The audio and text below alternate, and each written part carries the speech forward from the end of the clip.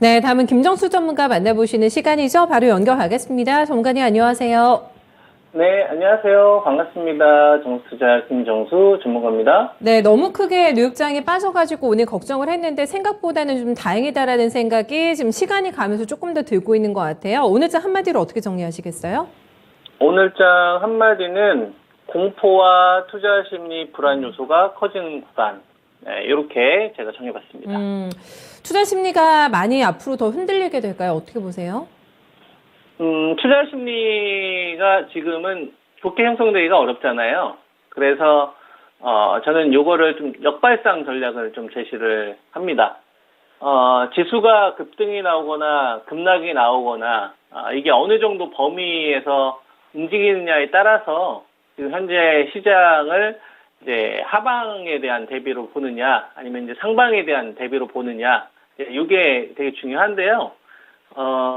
이거는 2850하고 2650하고 여기서는 저는 박스권으로 계속 보고 있기 때문에, 그리고 이 박스권은 저는 하방 박스권이 장기화될 거다라는 말씀을 올해 1월달 초부터 올해 한 11월달 미국 중간선거가 있을 때까지 꾸준하게 좀 이야기를 좀 해드리고 있습니다. 그래서 좀 비싸게 사지 말고 급락 나올 때만, 조정이 나올 때만 좀 공략하자, 이런 말씀으로 여러분들에게 기다려야 될 기업들하고 가격대들 이야기 많이 좀 해드렸고요.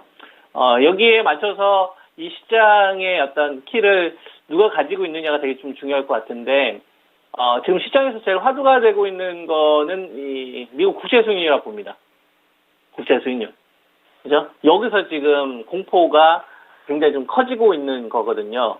성장주들 같은 경우를 보게 되면 금리에 되게 민감할 수밖에 없는 게 미래의 어떤 이익을 앞당겨서 가져오는 거잖아요. 그렇기 때문에 이 국채 수익률이 되게 좀 중요합니다.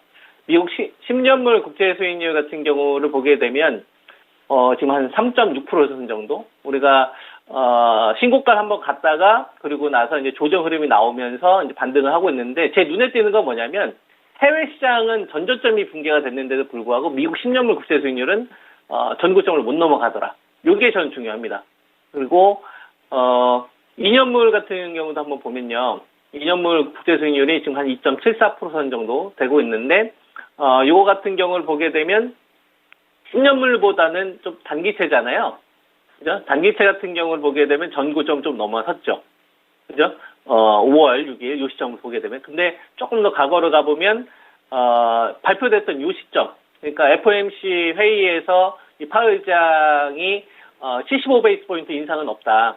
그죠? 50베이스 포인트 인상 정도로 앞으로 한 두세 번 정도 할 거다. 요 발언 나오고 나서부터 급격하게 떨어지고 나서 이전에 이 고점은 못 넘어가고 있거든요. 이거를 데일리로 좀 보게 되면 신고가 추세를 좀 가고 있는 것 가운데서 FOMC 발언 이후에 단기채도 그렇고 장기채도 그렇고 해외 증시하고는 좀 다른 흐름을 보이더라. 이게 없던 흐름이거든요.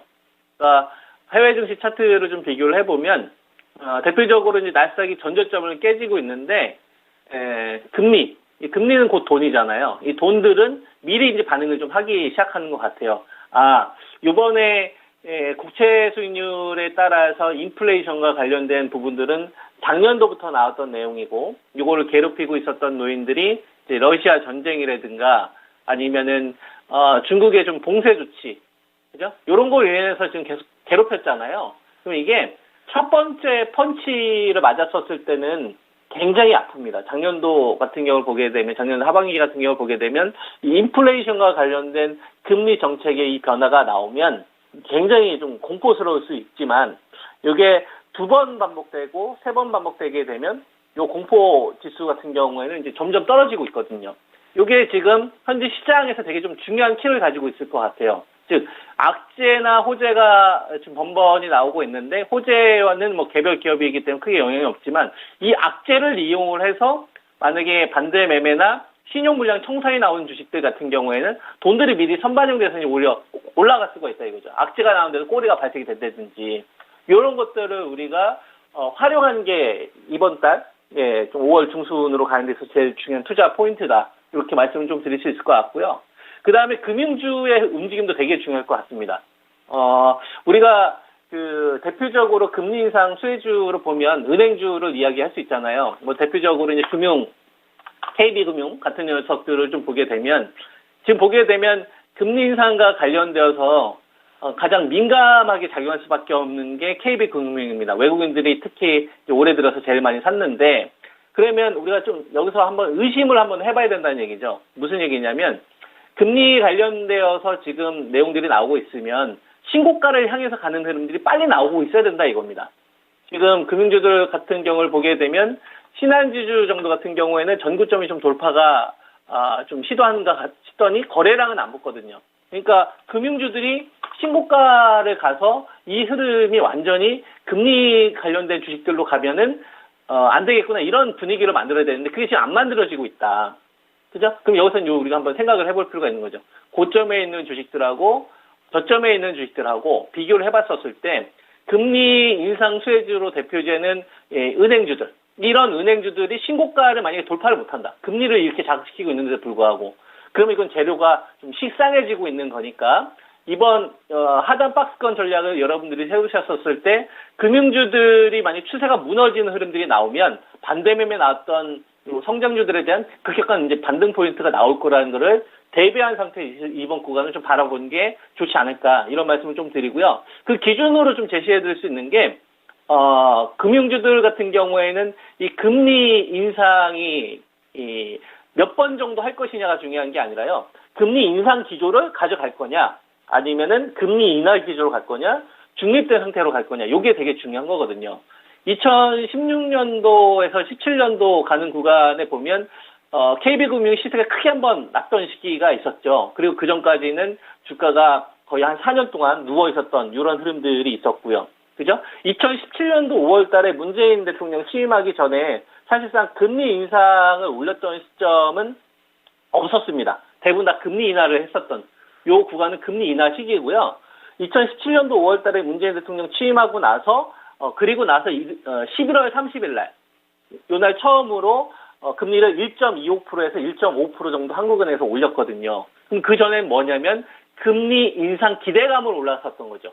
금리 인하 기대가 이제 마무리가 됐구나라는 거. 근데 사실상 발표됐던 거는 금리 인상이 발표가 됐던 거는 2017년도 11월 30일이기 때문에 한 1년 반 정도는 금리 인하가 마무리가 됐구나. 금리 인상 기조로 가겠구나. 이런 기대감 때문에 올라간 것이지 사실상 올린 거는 이제 한 번밖에 없었다. 그리고 나서 이제 2018년도에 이제 1년 뒤에 또 금리를 한번 올렸었거든요. 그리고 나서부터 이제 더 이상 금리 올리지 못하다 보니까 이제 소멸이 됐던 거거든요. 이 정도로 금리 인상은 보통 2017년도에서 18년도까지만 하더라도 한 번 정도밖에 이루어지지 않았습니다. 근데 올해 같은 경우를 보게 되면 벌써 두 번 이루어졌죠. 올해 같은 경우 2022년도를 보게 되면 금리 인상이 1월 14일 날 한 번 있었단 말이에요. 그죠? 1%대에서 1.25% 정도 한 번 있었고, 그 다음에 4월 달에 한 번 있었고, 그럼 벌써 두 번 올린 거잖아요. 그러면 2017년도 통틀어서 금리 인상 시기가 가장 빨라진 거니까 이거에 대한 기대감이 큰 거면 그러면은 금리 두 번 이상 올렸던 경우를 살펴보게 되면 2011년도 요번 한 번밖에 없습니다. 우리가 2011년도에는 금리를 세 번 올렸었거든요.